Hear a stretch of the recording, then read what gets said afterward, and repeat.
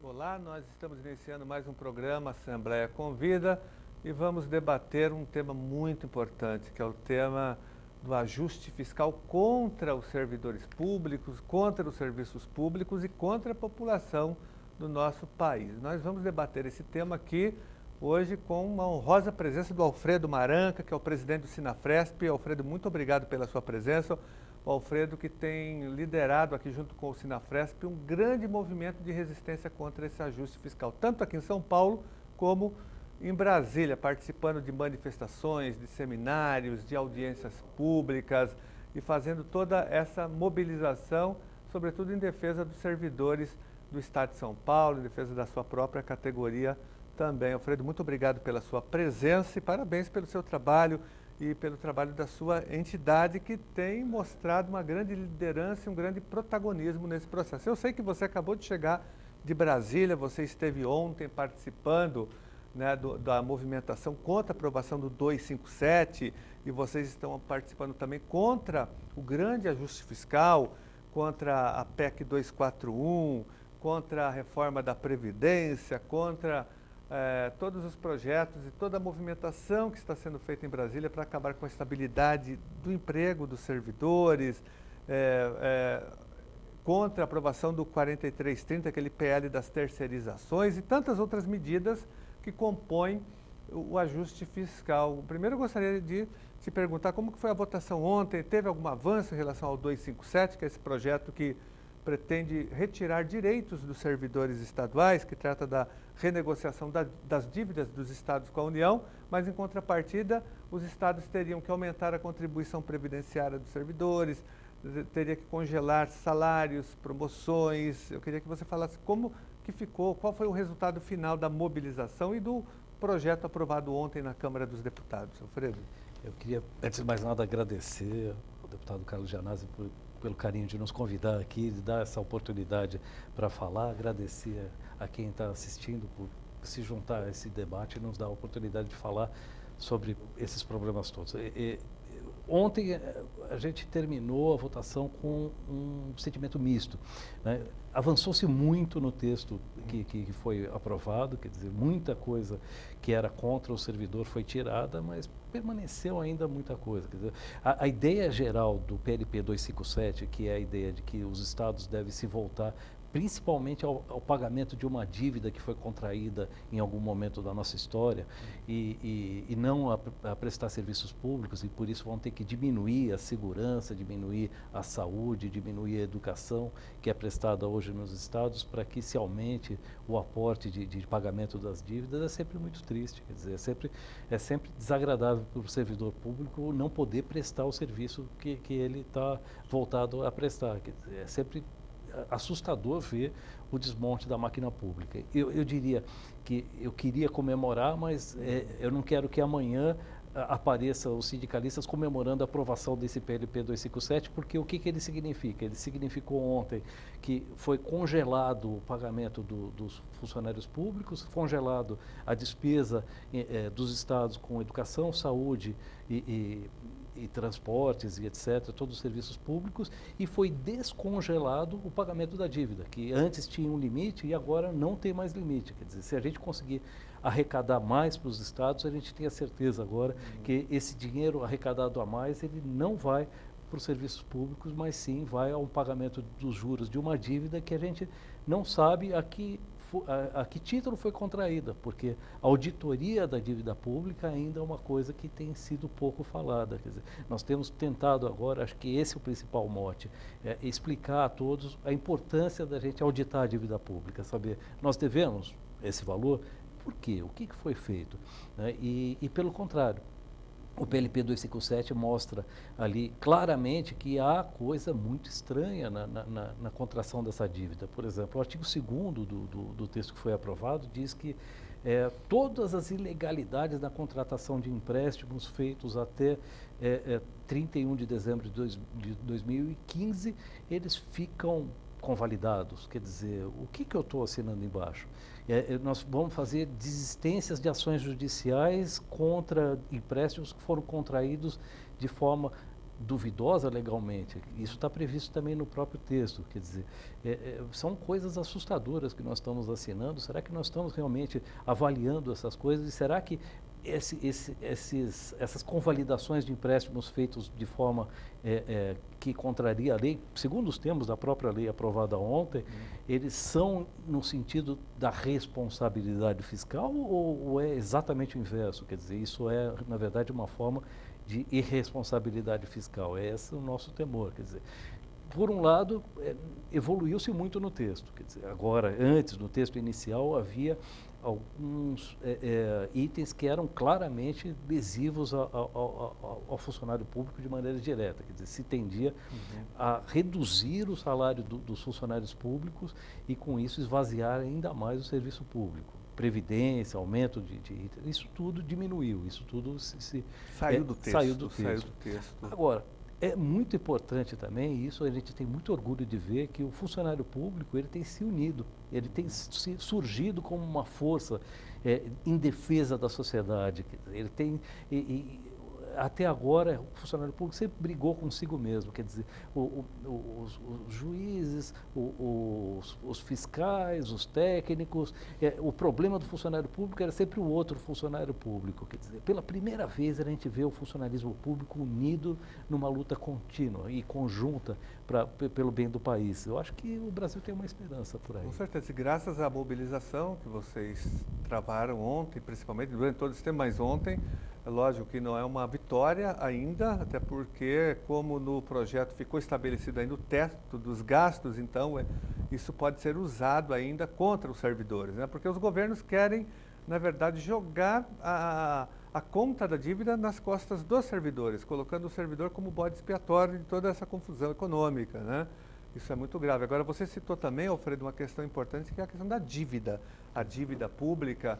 E você disse muito bem que ela tem que ser auditada. E há um artigo na Constituição Federal dizendo que nós temos que fazer a auditoria da dívida. E até agora ela não foi feita, né? Então, o que acontece? Uma boa parte do orçamento, quase 43% do orçamento federal, é canalizado para os rentistas e especuladores da dívida. E não há limite, como você disse, não há teto para o pagamento da dívida, mas há teto para investimento em área social, saúde, educação, valorização dos servidores, né?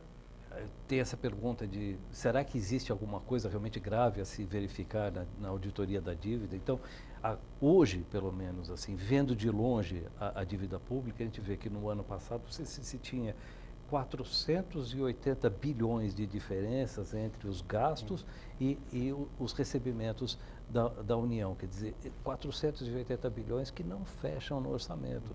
É preciso saber para onde foi esse dinheiro, como ele foi usado, quer dizer, precisa haver um mínimo controle das contas públicas pela sociedade.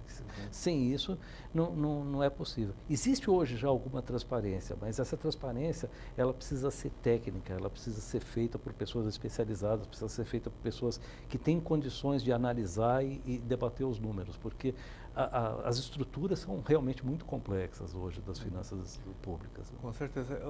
Alfredo, além do 257, nós temos outros projetos tramitando, como eu disse, tem a PEC 241 também, que limita os gastos, né, por 20 anos em áreas estratégicas como educação e saúde, que já são áreas praticamente abandonadas, né? Existe toda uma movimentação em acabar, inclusive, com os investimentos obrigatórios em educação e saúde. A União tem que investir 18% em educação, os municípios e estados no mínimo 25%, na saúde também os municípios são obrigados a investir 15%, os estados 12%, mas esse movimento todo de ajuste fiscal tenta acabar com essa vinculação obrigatória, tanto é que foi aprovada recentemente a DRU, a desvinculação das receitas da União, que foi esse projeto foi apresentado pela ex-presidente Dilma, né? Que aumentou, inclusive, o percentual de desconto de 20% para 30%. O PT é da Dilma, ela que enviou para o Congresso Nacional, e lógico, o Temer vai aprovar, ele quer fazer o ajuste fiscal contra nós.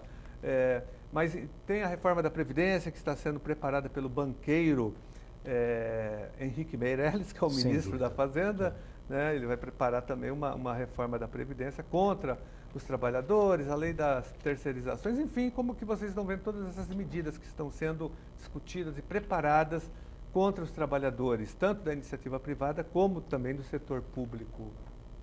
Não nos surpreende, né, que numa hora que se decidiu que quem rege as fazendas estaduais e municipais deve ser um representante do sistema bancário, como o ministro da Fazenda, os secretários da Fazenda, se tem uma série de medidas de diminuição dos custos da máquina pública, né, sendo que esse custo da máquina pública é o que mantém ela operando. Quer dizer, a gente dizia de uma fábrica de parafusos que pode ali criar com alguns malabarismos financeiros, ampliar a receita que ela tem na venda de parafusos e criar empréstimos, vender debêntures, colocar ações em bolsa, tem um monte de mecanismos que ela pode fazer que pode ampliar a ação financeira dela. Mas se ela parar de vender parafuso, a coisa não funciona. Quer dizer, o que acontece é que colocaram pessoas que não entendem de parafuso para gerir a máquina, e essas pessoas só entendem daquele malabarismo financeiro que tem em cima. E o que acontece?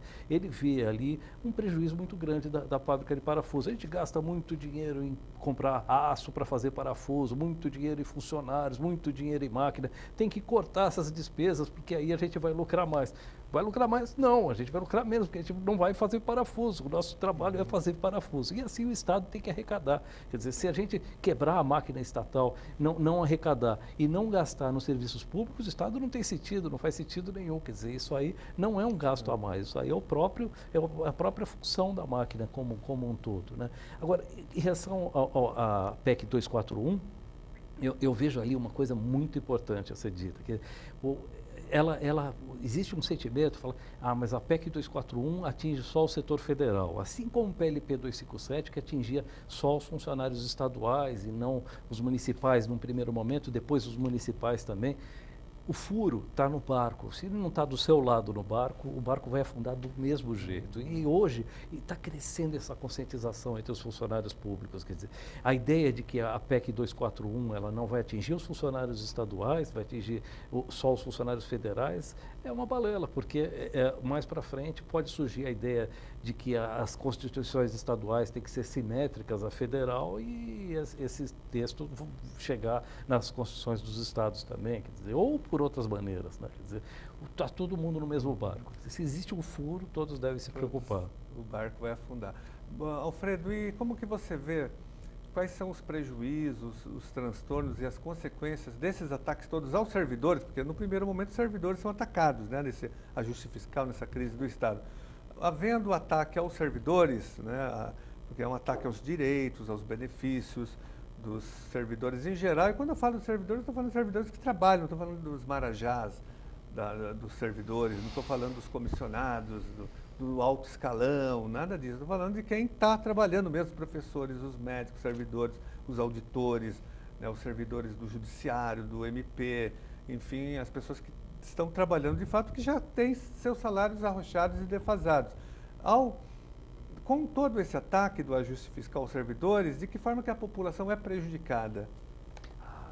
Ela será prejudicada porque ela perde as vantagens de um Estado que pode prestar um mínimo de assistência. Quer dizer, a educação, a saúde, a segurança, é tudo prejudicado com isso. Quer dizer, não é só o salário que é diminuído, é o recurso como um todo. Quer dizer, quando se fala da polícia tendo seu recurso diminuído, não é só que o policial ele passa a ganhar menos, ele passa a ter menos condições até de vida, de se dedicar integralmente à carreira policial dele, mas o carro dele não alcança o carro do bandido, as armas dele não vão funcionar, quer dizer, e a educação, os professores, eles precisam ter um mínimo, entende, assim, de assistência, o mínimo de salarial. E a gente sabe que hoje, por exemplo, os salários estaduais são muito menores do que os municipais, quer dizer, a gente precisa equiparar isso, a gente precisa voltar a investir no nosso povo, precisa voltar a pensar naquilo que o nosso povo precisa. Não adianta a gente achar que diminuindo o Estado a gente vai encontrar a assistência em outra coisa. Hoje é importante a participação do Estado, quer dizer, a gente precisa dele. Sem Estado, realmente fica muito complicado, até mesmo, né, da livre iniciativa se promover. Porque quando o fisco, por exemplo, que é a parte que eu mais conheço, né, o fisco, quando o fisco é desestruturado, ele deixa de poder tentar promover o próprio desenvolvimento do comércio. Quer dizer, é função do fisco criar um ambiente de negócios saudável, que todas as pessoas possam competir e gastar pouco para preparar os seus impostos, para as obrigações acessórias, deixar claro qual o tributo que incide aqui e ali, cobrar uniformemente para que todos possam pagar menos e pagar bem. Quer dizer, todo esse trabalho ele é deformado com o desmonte do fiscal. Quando o fisco ele passa a ter que trabalhar com cada vez menos dinheiro, ele acaba tendo que se agarrar a subterfúgios que são péssimos, como a substituição tributária. A substituição tributária é uma das formas desesperadas do Estado arrecadar sem dinheiro. Então, se você tem uma fábrica, né, e você desiste de cobrar, por exemplo, pão na venda no comércio do varejo, você passa a cobrar só na fábrica. Você pode fazer isso, realmente é mais fácil fazer isso. Qual o problema? Você deixa de distinguir a venda pequena que está crescendo agora, que você precisava ali ter um pouco mais de compreensão e benefício de um grande contribuinte varejista que você poderia cobrar um pouco mais em comparação. Os elementos de política tributária, eles ficam impedidos com a falta de recursos para o fisco. Uhum. Agora, aqui em São Paulo, Alfredo, nós temos um verdadeiro laboratório de privatizações, terceirizações e desmonte do Estado, que é em São Paulo, né? E você falou aí da importância do fisco, da importância dos auditores fiscais de renda, que é uma categoria que você faz parte, hoje é o presidente de um sindicato importante, que representa e defende essa categoria. E nós sabemos que o fisco está sendo destruído aqui também, porque não há investimento, né, na valorização dos profissionais do fisco de São Paulo, não só dos auditores, mas dos técnicos, enfim, de todos os servidores.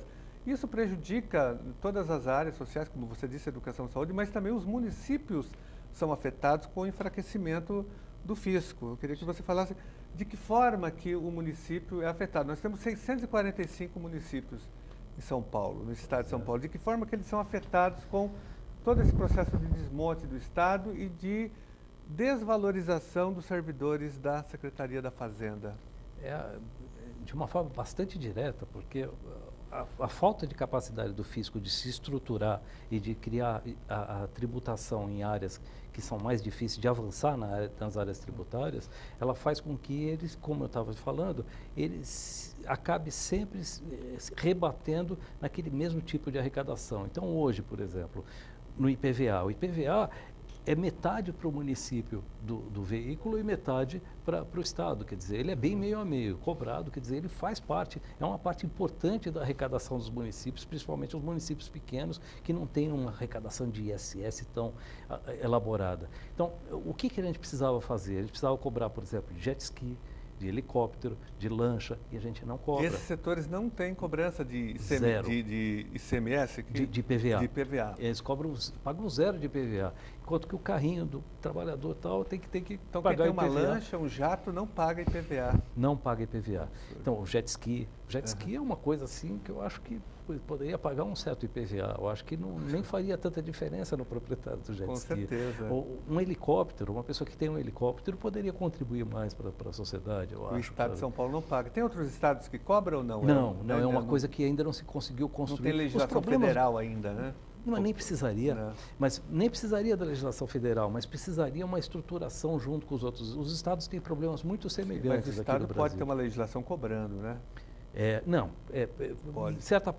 Certas coisas poderia, mas precisaria de uma negociação. Sei. Precisaria, toda vez que se fala em cobrar do jet ski, isso aparece na grande imprensa ou no Congresso Nacional como se a gente quisesse cobrar dos pesqueiros. Não, eu estou falando do jet ski, eles entendem. Os pesqueiros, vocês querem cobrar de pequenos pescadores, vocês querem cobrar de canoas e pescadores, ou petroleiros, cobrar ainda mais da indústria de contêineres que faz exportações para o país e prejudicar. Eu estou falando de jet ski, de lancha, e é difícil manter esse diálogo dessa maneira. É uma guerra de propaganda, né, que é lógico que é de informação. Cobrar imposto nunca é uma coisa muito bem vista, né, pela sociedade. Né? E qual o percentual de transferência do ICMS para os municípios? É um quarto de todo o ICMS, 25%. Que é 25%. Todo o ICMS então, os municípios perdem, por exemplo, 25% com o desmonte do Estado e do fisco aqui em São Paulo. Exatamente. Toda vez que um prefeito vê ali uma nota fiscal sendo sonegada de R$4 de ICMS, pode ter certeza que um desses R$4 era dele. E aí a situação está tão grave na Secretaria da Fazenda que os técnicos entraram em greve, os auditores estão numa espécie fizeram uma operação quase tartaruga, né? Operação tática, não é uma greve, mas é uma operação de tartaruga de pressão. Nós estamos numa situação crítica na Secretaria da Fazenda. Acho que nós nunca tivemos tão mal. Tem alguma memória da década de 80 de ter alguma situação bastante ruim, mas hoje em dia o desmonte e a falta de preparo assim, da máquina como um todo, né? A forma como nós estamos sendo cerceados ali nas nossas atividades, nunca teve igual. Tem muita gente já prestando concurso em outras áreas para sair da Secretaria da Fazenda, né? Uma evasão a Receita enorme. Federal, enfim, outras áreas, porque parece que não está compensando mais, não é isso? Não, e aí você perde profissionais experientes, já com formação, ali nessa questão da arrecadação. E você sabe que isso é uma coisa interessante, porque existe sempre essa ideia de livre iniciativa, de que se deve criar para o funcionário público, é ruim essa coisa do funcionário público ter estabilidade, que deveria ter mais uma movibilidade, que ele poderia sair do emprego, fazer, enquanto que, na verdade, essa estabilidade, ela é muito mais forte do lado do Estado, que mantém o funcionário público ali com ele cativo, do que do que ao contrário, porque se o funcionário público hoje tentar sair ele perde todos os benefícios que ele ganhou, ele perde todo o salário, toda a história de funcionalismo dele, mesmo que ele sair para um outro fisco. Quer dizer, essa mobilidade que é vista como um bem pelos defensores das ideias liberais, e que deveria ser implementada, não é implementada da forma contrária. Não se dá a chance. Se eu sair, por exemplo, da Secretaria da Fazenda do Estado de São Paulo e for para uma Secretaria da Fazenda que paga 2 ou 3 vezes mais, como Roraima, eu não teria mantido os meus benefícios. Quer dizer, nós temos implementada esses valores de mercado unilateralmente, só do lado do Estado, né, que não quer dar a paridade, não quer dar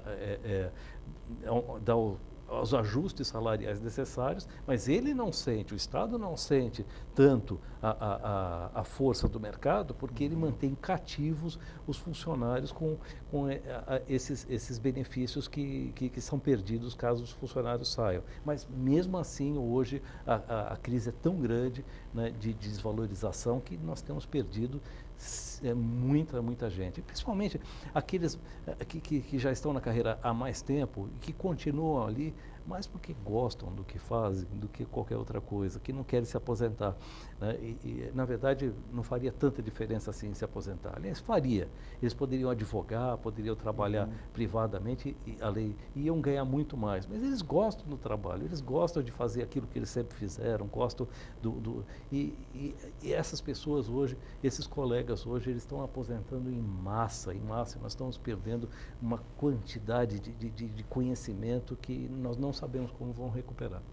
Fred, só voltando ao PLP 257, que foi aprovado ontem, nós ontem estávamos discutindo aqui na Assembleia Legislativa, no plenário, e eu disse o seguinte, estava usando a tribuna, disse que aqui em São Paulo, como já há um arroxo salarial histórico, há praticamente um confisco salarial. Por exemplo, os professores da rede estadual e todos os servidores da educação já estão há mais de 2 anos sem a reposição das perdas da inflação. Então, eu diria que aqueles itens que foram retirados, por enquanto, do 257, de congelamento por 2 anos dos salários dos servidores, aqui em São Paulo já existe isso, sem aprovação do 257. Agora, eu fico imaginando se aprova o 257. Mas nós vamos voltar a esse tema agora, vamos fazer um rápido intervalo e vamos voltar para discutir a situação aqui do governo Alckmin no estado de São Paulo.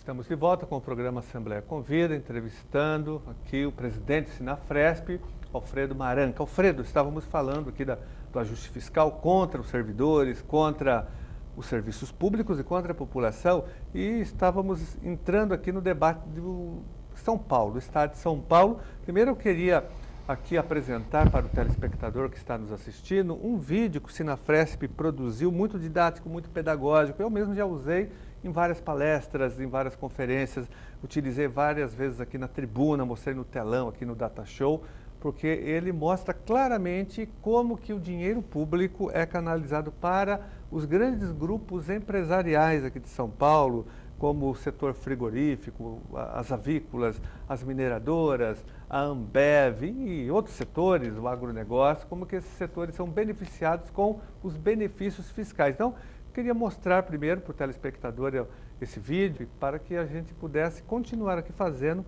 esse debate.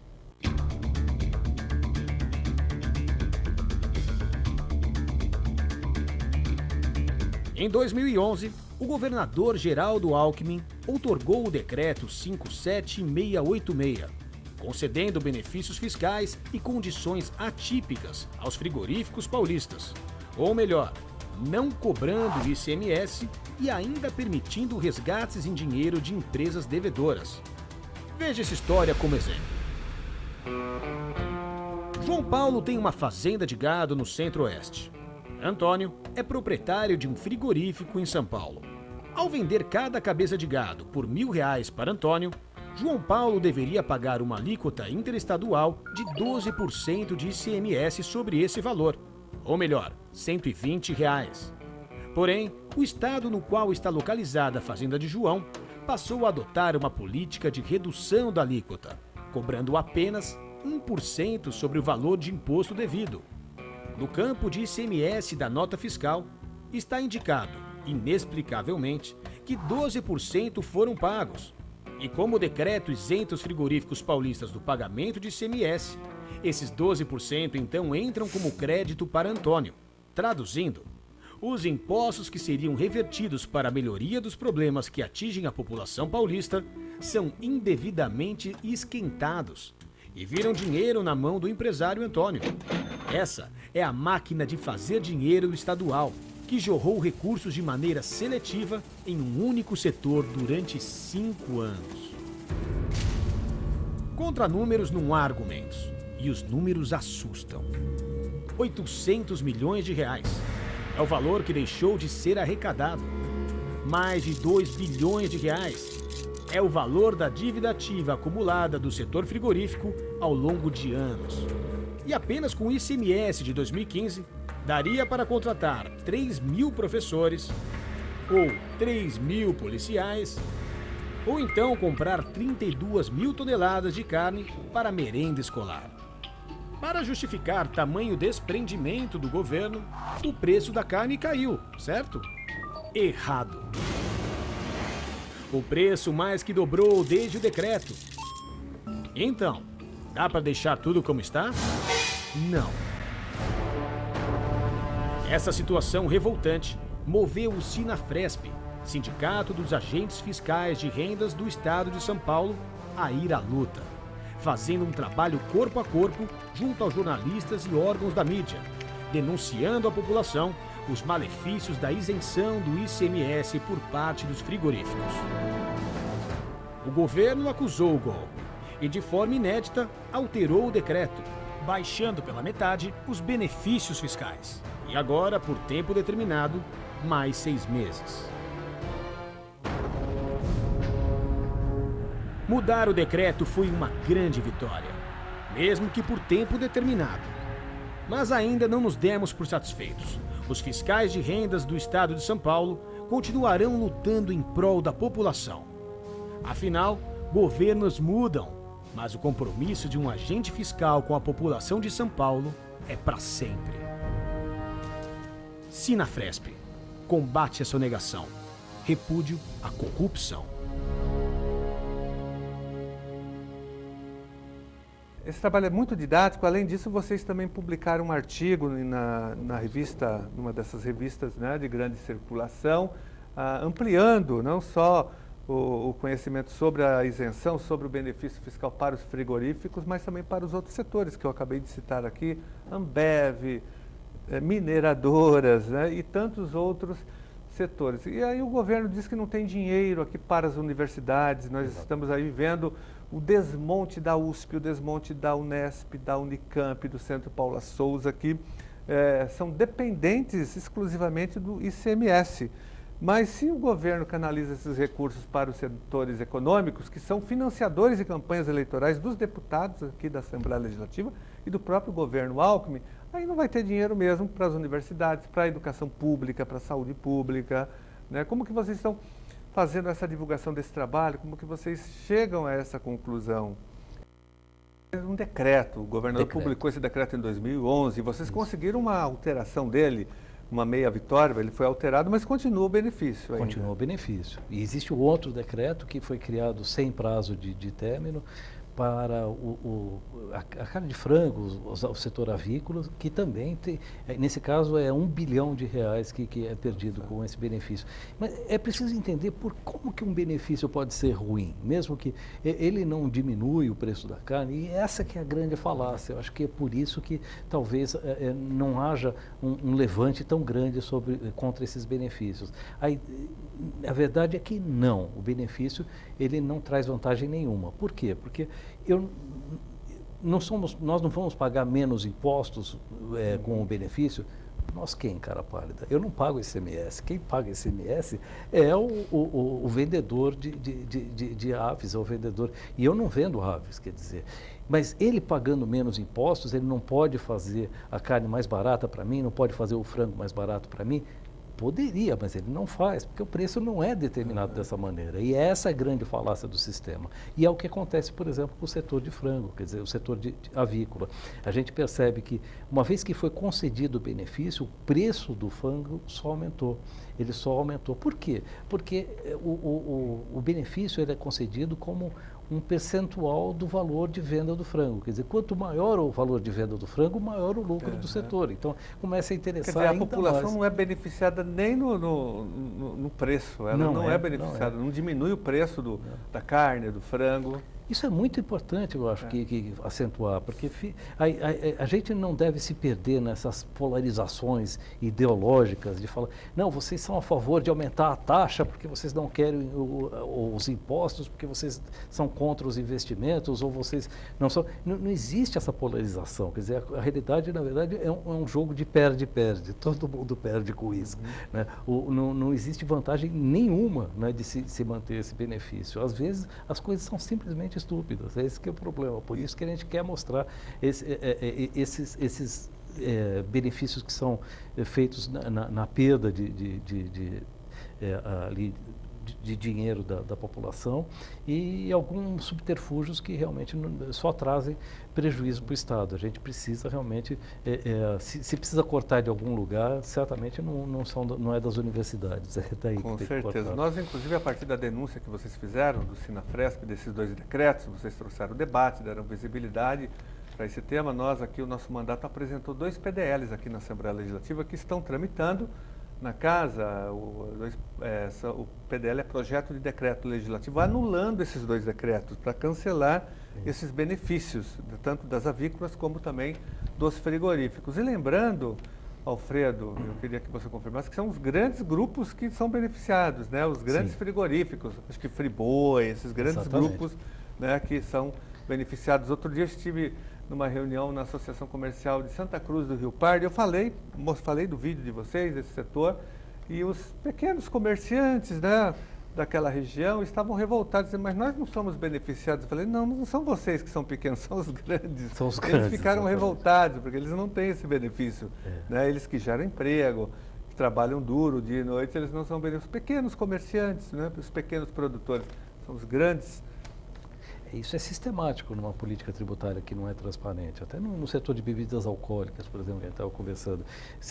A substituição tributária ela vem como um benefício para os grandes, porque se fixa as margens de lucro e se cobra de maneira diferente para cada empresa. E as grandes empresas, elas têm produtos famosos que podem ter o valor fixado. Os outros, os pequenos fabricantes, eles são sempre fixados como outros. E esse outros é sempre mais tributado do que aquelas marcas específicas. Então, uma coisa interessante é pegar, por exemplo, a tabela que é publicada de sorvetes, o preço dos sorvetes que são submetidos à submissão tributária e ver os preços que as grandes marcas praticam na tabela e obrigar a falar, não, agora eu quero comprar por esse preço. Eu já tentei, não consegue não comprar pelo preço que é publicado na tabela para o cálculo da submissão tributária, enquanto os outros são sempre super tributados. Né? É uma verdadeira contradição que nós estamos vivendo. Você vê esses benefícios todos para o setor empresarial, o grande setor empresarial, né?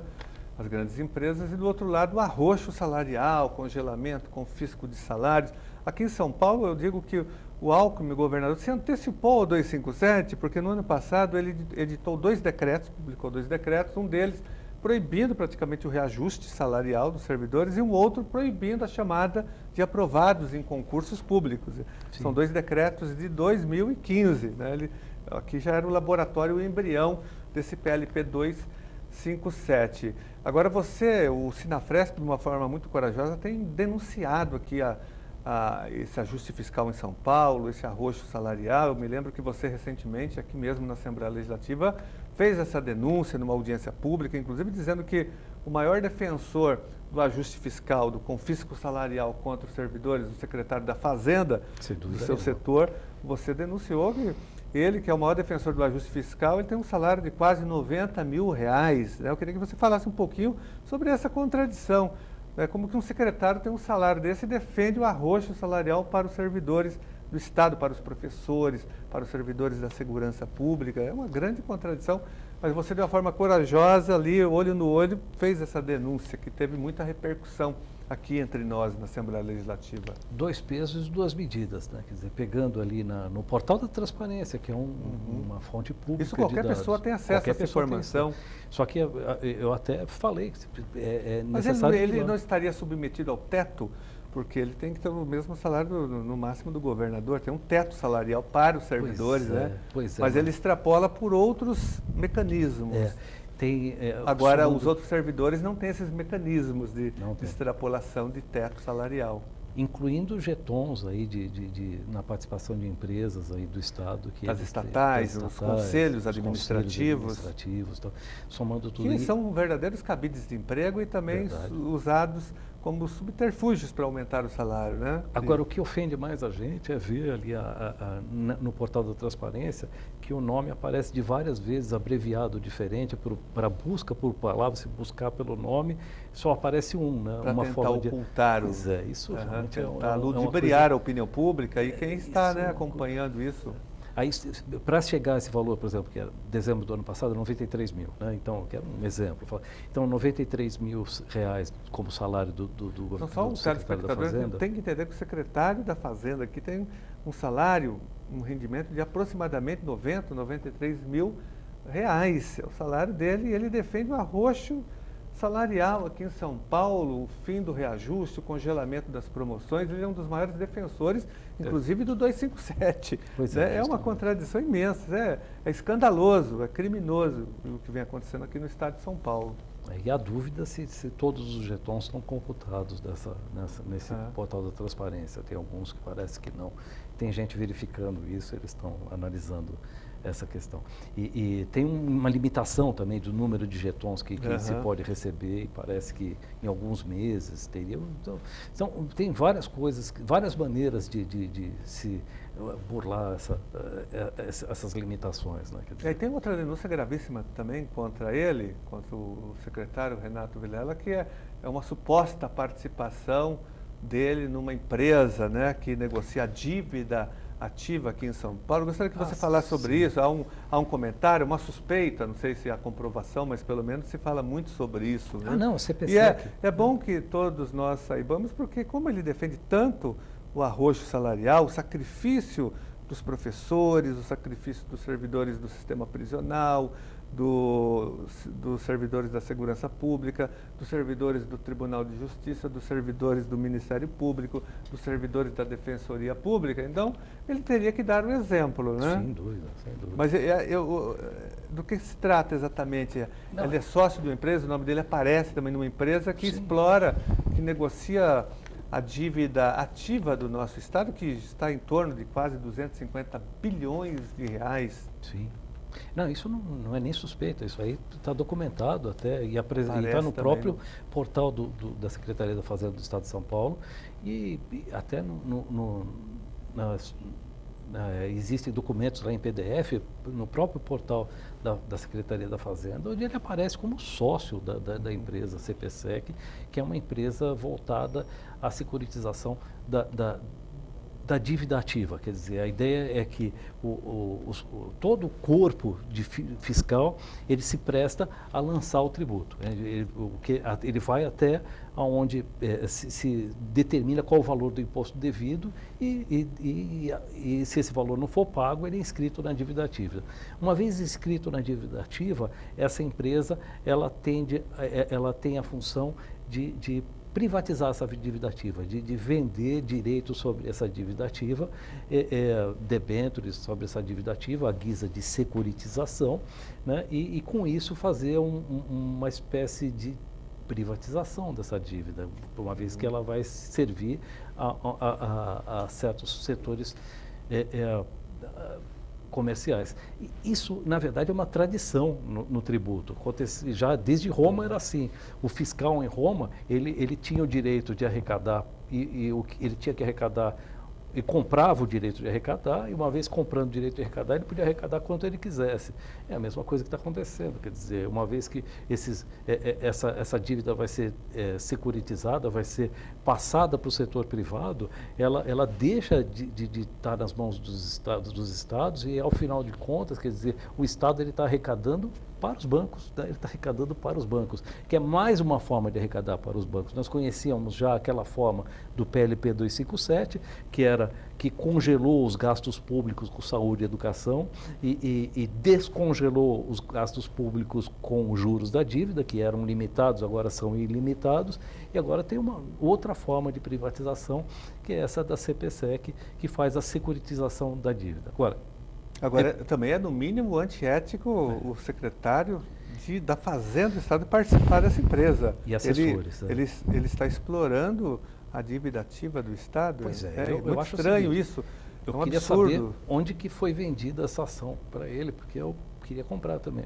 Nós vamos, inclusive, a partir dessa colocação, dessa denúncia, Alfredo, fazer aqui um requerimento de informação, porque queremos que ele explique isso aqui para a Assembleia Legislativa, talvez possamos até pedir a convocação do secretário aqui numa das comissões permanentes para que ele venha dar explicações em relação a esse fato que é muito grave para todos nós, até porque ele impõe um ajuste fiscal em São Paulo, congelamento, impede, por exemplo, que a Secretaria da Educação, uma área que eu acompanho muito como professor da rede pública, por exemplo, que haja reajuste salarial. Hoje a Secretaria da Educação está dando maior calote nos professores, não pagou a prova de mérito, deu calote no estágio probatório, reduziu a bonificação, o valor do bônus pela metade dos servidores da educação, não cumpriu a database salarial. Então, são vários calotes que o governo Alckmin vem dando nos professores e em outras categorias também, praticamente em todas elas, impede aqui a Assembleia Legislativa de aprovar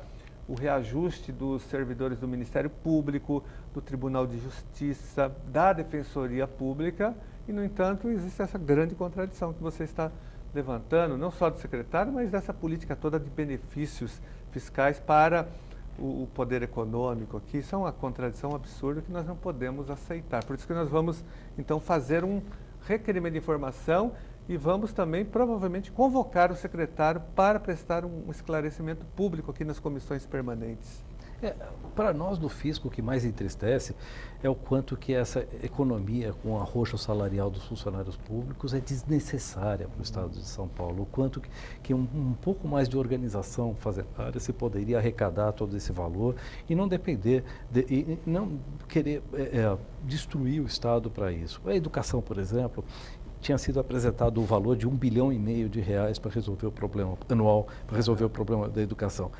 R$ 1,5 bilhão, quer dizer, é menos do que esses dois benefícios que nós falamos aqui hoje. Quer dizer, se em algum setor ou outro, se fizer um ajuste e corrigir alguma coisa, se consegue obter esse valor com grande facilidade. Eu tenho colegas lá na Secretaria da Fazenda que dizem que se a Fazenda estivesse funcionando a todo vapor, se ele tivesse conseguido reorganizar a casa, a gente poderia arrecadar R$ 1 bilhão a mais por mês. Eu queria deixar claro também uma coisa, quando a gente fala de arrecadar mais, não se deve fazer essa analogia com o primeiro mundo que se faz, de dizer, então vocês querem aumentar os impostos. Não, ninguém quer aumentar o imposto.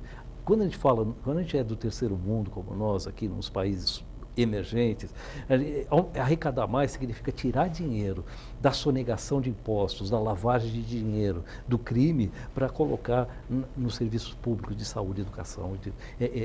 Tirar de onde ele não está sendo usado, tirar da evasão de divisas do país para colocar no serviço público e na prestação de serviços à população. Quer dizer, não se fala, em momento algum se falou, em aumento de impostos. Muito pelo contrário, né? Se cobrar melhor os tributos, a gente consegue uma redução dos tributos. Porque o que acontece hoje é que a gente está caminhando para uma situação incômoda de cobrança tributária, que é extremamente danosa para a população.